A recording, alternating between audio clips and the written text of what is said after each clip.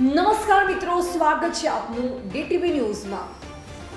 Dahod town B division પોલીસે એક અનડિટેક્ટ લૂંટના ગુનાને કુશળતાથી detect કરી 3 આરોપીઓને ઝડપી પાડ્યા છે અને સંપૂર્ણ મુદ્દામાલ રિકવર કર્યો છે।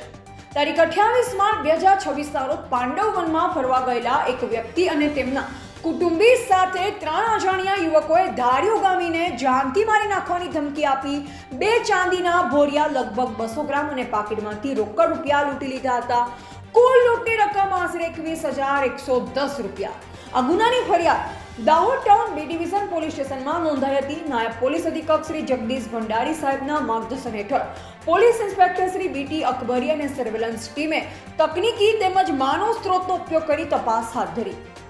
દાહોદ જાલોદ રોડ પર છાપરી નજીક વોટ દરમિયાન નંબર વગરની RVF મોટરસાયકલ પર આવતા 3 શંકાસ્પદ યુવકોને રોકી તપાસ કરતા તેમની પાસેથી લૂંટેલા અને બંને ચાંદીના ભોરિયા અને પાકીટ મળી આવ્યા। પૂછપરછમાં ત્રણેય ગુનો કબૂલ કર્યો। પકડાયેલા આરોપી પૈકી ઇસ્માઇલભાઈ ફતિયાભાઈ પલાસ ઉંમર વર્ષ 19, હીરાભાઈ ઉર્ફે હિરેશભાઈ સિકુભાઈ ઉંમર વર્ષ 24 તેમજ વિપુલભાઈ રૂમાલભાઈ પલાસ ઉંમર વર્ષ 19 ત્રણેય ખજુરિયા ખાડા ફળિયા તાલુકા ગરબડાના રહેવાસી છે।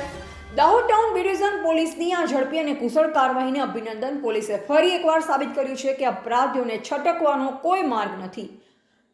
વધુ અપડેટ્સ માટે ડીટીવી ન્યૂઝને સબસ્ક્રાઇબ કરો, લાઇક કરો અને શેર કરો। ધન્યવાદ।